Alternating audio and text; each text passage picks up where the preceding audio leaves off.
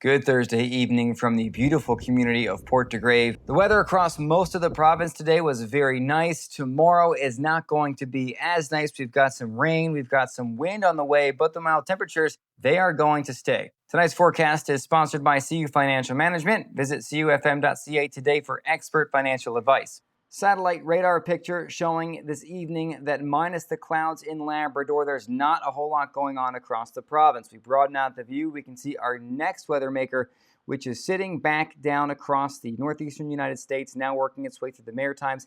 That is going to bring some rain and some wind for tomorrow. But ahead of it tonight, things are pretty quiet. We're looking at temperatures across the board between like 7 and 11 degrees. Varying amounts of cloud cover, but many of us partly cloudy to mostly clear. For the day tomorrow, not going to be as nice. We've got rain arriving on the west coast in the morning, eastern areas in the afternoon. Between a little earlier in Labrador, we're also looking at some rain as we go through Friday. For most areas, that will end tomorrow night or early Saturday morning, and that will set the stage for a decent weekend. Even though it's going to be breezy Saturday, it's still going to be mild, and then we're looking at sun and cloud on Sunday, and temperatures still seasonably or unseasonably warm, depending upon where you are.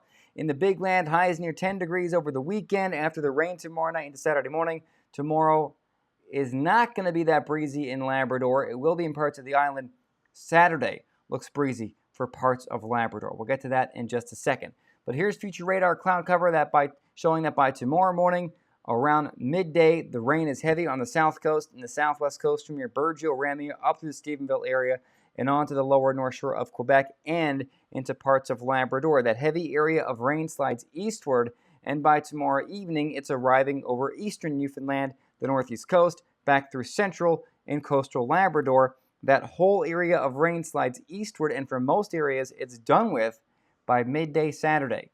It's done with by midnight tomorrow night. Saturday morning, a few lingering showers, but overall going to be a very quiet Saturday, albeit a little breezy.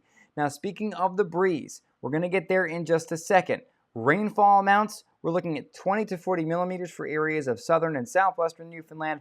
Lesser amounts as you go east and north, although we may see some pockets of higher rainfall totals than what you're seeing there on the forecast chart. In Labrador, looks like 5 to 15 millimeters of rain is in the forecast. Now we get to the wind. We look at the wind speeds Friday morning. Not super impressive. They do pick up in the south and southwest during the day Friday. Potentially a wreck house wind warning may be necessary. Environment and Climate Change Canada will handle that. As we go further east, we're looking at wind speeds not nearly as impressive. But as we get into Friday evening, the winds are going to pick up. So for Marystown, the Burin Peninsula, Avalon, sustained looks like 40 to 50 kilometers per hour with gusts as high as about 60 or 70. That will last for a few hours, and the core of the high wind speeds will roll offshore, and the wind speeds will calm down for the island by Saturday morning, but again, pick back up for parts of Labrador during the day Saturday.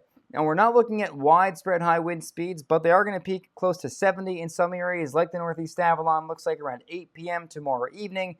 They'll ramp up during the day and then ramp back down tomorrow night. Now, speaking of winds, tropical systems have winds, and we have a new tropical storm to talk about, Tropical Storm Umberto. Winds are 95, gusting 110. Umberto is forecast to become a hurricane in the next, looks like 24 to 48 hours, and we can see the forecast there, and this will give you a bit more perspective as to where the storm is. It's still kind of north of most of the Caribbean and the Lesser Antilles, and it is forecast to become a Category 3 or a major hurricane by Sunday, with winds at that point sustained at 195, and it stays that way through Monday before weakening, at least projected to weaken, down to a Cat 2 by Tuesday. Now, any storm in this area needs to be watched closely if you're on the eastern seaboard or in Atlantic Canada, because as they go inside Bermuda, what steers them are storms coming off the North American continent, or the jet stream for that matter. And depending on how that all interacts, depends on where this goes. I'm not saying it's going to impact Atlantic Canada. It's just something we have to watch. Also, there is another area of concern north of Puerto Rico. Has an 80% chance of becoming a tropical cyclone in 2 days and an 80% chance in 7 days as well, which means this is going to become a tropical storm within the next 48 hours or so. And because of that, it's something we also need to watch because it's in such close proximity to Umberto. very rarely in my career have I seen two tropical systems so close together, or as close together as these are projected to be. Which one essentially is the one we have to pay attention to? Some computer model guidance says it's the one that hasn't developed yet, and some say Umberto. Either way, I'll be watching very closely, and tomorrow I'll have a more in-depth update on that for you. Until then, have a very, very good Thursday evening, and my next update, as always, will be tomorrow morning. Take care.